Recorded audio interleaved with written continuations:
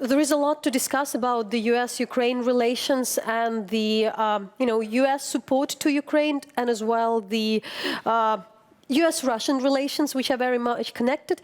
But the recent news, which made a lot of Ukrainians concerned, was about the, probable prospects of the U.S. budget for the foreign aid being cut or shortened. What is really important to us is that U.S. taxpayer money get the kind of results that not only our taxpayers are expecting, but the Ukrainian people are expecting. So 3 years ago, the Ukrainian people said they wanted a change. They wanted health care that was patient-centric.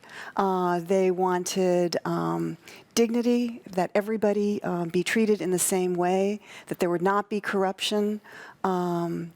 There were a number of very specific desires that the Ukrainian people had. And so working with your government, working with your civil society, we have we've created a number of programs.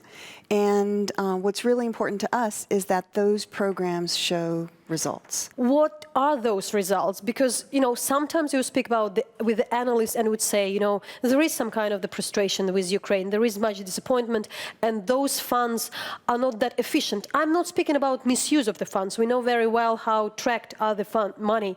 But in particularly, a lot of Ukrainians would be disappointed with the results of some of the Ukrainian government institutions. Mm-hmm.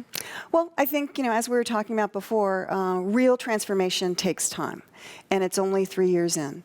But looking at some of the anti-corruption reforms that have been instituted here, I think our assistance programs have been very helpful with many of them. So the Prozoro procurement system that was established. We helped establish that. The three the new independent anti-corruption institutions, NABU, SAPO, and the Agency Against the Prevention of Corruption, we helped with the formation of that. We helped in terms of hiring people, getting them vetted, making sure that they're clean, and also in terms of training. And we continue to provide support to those organizations. And then where are the, being honest, we're journalists here to ask the questions. We are worried and our audience is worried. We knew previously also since U.S. is providing funds particularly for the, there were always talks, for instance, for general prosecutor office reform, because it's extremely important. The reform of the system of the justice was probably the most critical. So how would you see this? The justice sector reforms? Yeah. Absolutely critical, whether you're talking about Ukrainians who want to be dealt with fairly in a court of law, whether you're talking about foreign investors who want to be assured that if there is a business dispute, that they can go to a court of law and have their side be heard with no questions. So we had a justice program that helped draft the very important laws and constitutional amendments that were instituted in last spring and in the fall, and we are now also working with all the relevant parties with regard to the Supreme Court justice hiring. One of the things that we think is absolutely critical is establishing an anti-corruption court here in Ukraine, because right now you have a prosecutor that is independent and capable. You have, you have an investigator that is capable and independent. You have a prosecutor that is capable and independent. You need a court system that is also independent, because if to get the kind of results that are really required by the Ukrainian people. We see it's critical, but really are there particular things you're watching out? I mean, it's not because it's just, a foreign embassy, but particularly because you are, financially involved in that. So really, how satisfied you would be? I think that reform is a process. Real transformation takes a while. And so what we're looking for is for steady progress. And we are seeing steady progress. And I think the trend lines are going in the right direction. And one of the things that is important is not only that as bringing us back to where we started, that assistance budgets are there and that we have good programs. It's also important that Ukrainian institutions and Ukrainian leaders do the things that they need to do in order to see those reforms move forward. An overall question. Probably never as this time the Ukrainians are looking at the U.S. policy, inner politics and the foreign policy.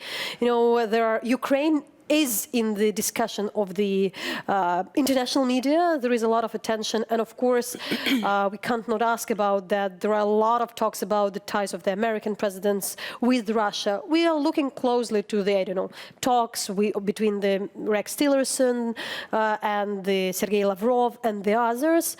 But still, as I would speak on maybe on behalf of some of the Ukrainian citizens, there are the concerns about the way the U.S. president speaks about Russia, more or less in more positive way than it was expected by the Ukrainian, not just Ukrainian, but some of the populations. So really what you would say on that? We really know the statements of the State Department, but since you are an ambassador, obviously every Ukrainian would ask about that. Yeah, I am very optimistic about the direction that Ukrainian-American relations are going. I think that, if you look at the strong support that Ukraine has traditionally had, but continues to enjoy on the Hill, and in this administration, I think we have, the foundation for very positive development. You mentioned State Department statements, and obviously Secretary Tillerson, both when he was in Brussels several weeks ago at the NATO-Ukraine Commission meeting, and then when he went to Moscow and met with Secretary Lavrov, Foreign Minister Lavrov, and President Putin, he said exactly the same thing, that that we are committed to Ukraine, that Russia needs to take the first step in terms of what is happening with regard to the East, and that we are committed to sanctions, both in Crimea and Donbass, until we see those positive steps moving forward. So I think that we are on a very positive trajectory. How would you explain this kind of a totally different discourse you would have everywhere on the concerns of the president himself, involvement in Ukraine, in relations with Russia? I think that because there are doubts. Previously there were never doubts, more or less, and now they are. Well, I think that with every new administration, there is a shaking out period, and I think that what we're seeing are a lot of really positive steps forward, and so I'm really very optimistic, and I think that would be in keeping with 25 years of a strong bilateral relationship between the United States and Ukraine. Excellency, today we have the Freedom Day, the Day of Press Freedom, and there were always, I said that the statements supporting the independent reporting in Eastern Europe, in Ukraine, also by the U.S. government. Yet, we also closely following the U.S. media environment, and there are a lot of talks with the tension of the current administration with the U.S. media. So in that regards, kind of very hard to understand how the relevance of how the issue of the independent medium would be, strongly supported and addressed by the particularly, current administration. Well, I think that, first of all, let me congratulate you with World Press Freedom Day. I think it's a really important day that, every May 2nd, we take a moment to remember the important job that journalists all over the world do. You're doing it here at Hromadske.